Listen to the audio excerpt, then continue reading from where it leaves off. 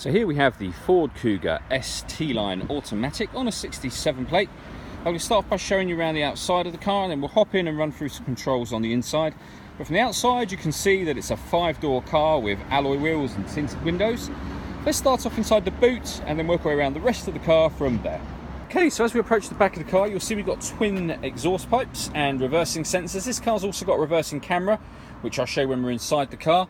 Plenty of boot space as well, along with that 60/40 split folding rear seat. Okay, so we're just going to work our way back round to the front of the car, and then we'll hop in and run through some controls on the inside. But now that we've done a full circle of it, you can see that it's in lovely condition the whole way round. Just briefly before I climb in, I think it's well worth seeing the interior from this exterior point of view. These seats are as good as new. They're half leather as well, and you'll see the red stitching that matches the steering wheel stitching and the stitching on the gear lever gaiter as well. There's plenty to run through on the dashboard, so let's hop in and we'll do that right now. Okay, so now that we're inside the car, we're going to start with the dials. On the left-hand side, we have the rev counter, and on the right-hand side, the speedometer. At the bottom in the middle, you can see the fuel gauge and coolant temperature gauge, and then above that, the trip computer, which displays the total miles on this car of 4,925. Beyond that, you can see to the right-hand side of that, it will show you what gear this car is currently in, and then above that, we have trip computer information, all of which can be changed using buttons on the steering wheel, various different bits of fuel economy information, or a digital readout for the speedometer, which you can see on the screen now. And those buttons I was using to make those adjustments are these ones on the left, beneath which we've got cruise control and speed limiter.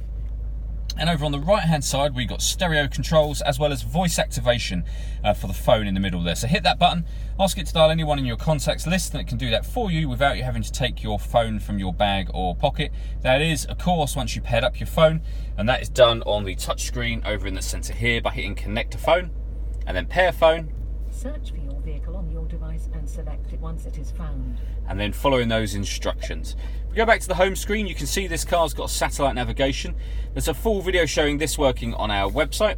And in terms of music, there's plenty of ways to listen to it in this car. We've got AM, FM and DAB digital radio, a CD player. You can stream music wirelessly via Bluetooth audio, and there are also two separate USB inputs. So once you plug in a device via USB, that will appear up here as well. On top of all of that, this car has got a reversing camera, so it's a full colour camera with guidelines showing you what direction the car is headed in relation to the image that you see behind you. Below that, we've got the main volume for the stereo, and then if I move the gear lever out the way, dual zone climate control as well. So you can adjust the temperature on the passenger side and the driver side, fan speeds, just here. And once you're happy with those settings, hit that button to turn the air conditioning on, or hit auto, and you'll maintain those temperatures by taking full control of the fan speed yourself. Ultimately, you can override that to put it back to your own settings should you wish to. At the bottom here, we've got a few buttons. This one turns off the stop and start. So this car's designed to cut out in traffic when you're stationary to save you fuel. That button will turn that system off. This one will turn off or on the front parking sensors. And the one on the right hand side is for the autonomous parking. So there's a couple of videos on our website that show how this works, but essentially the car has the ability to parallel park or perpendicular park itself. So it will take control of the steering for you.